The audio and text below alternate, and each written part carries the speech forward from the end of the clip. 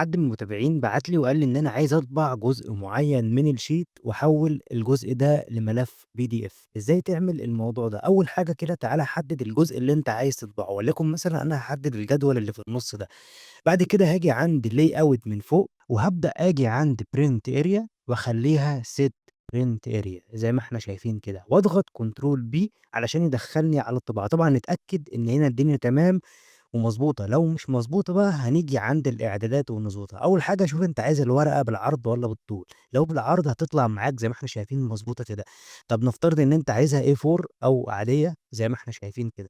تعالَ هنا كده خلّيها A4 من هنا، وبعد كده تيجي عند الهوامش ابدأ شيلها عشان تبدأ توسع معاك، وهتيجي عند الاختيار ده وتقول له fit sheet on one page، يعني أنا اطبع لي الورقتين في ورقة واحدة، عشان هو ظاهر عندي هنا ورقتين، فخلّيها في ورقة واحدة زي ما إحنا شايفين كده. هيبدأ إن هو يجيب لك الجدول بتاعك كامل بالشكل ده. تعالَ عند setup تحت هنا كده، وهتيجي تخش على margins، وبعد كده هتحدد الاختيارين دول وتقول له أوكي، هيبدأ ينزل لك زي ما إحنا شايفين كده في النُص.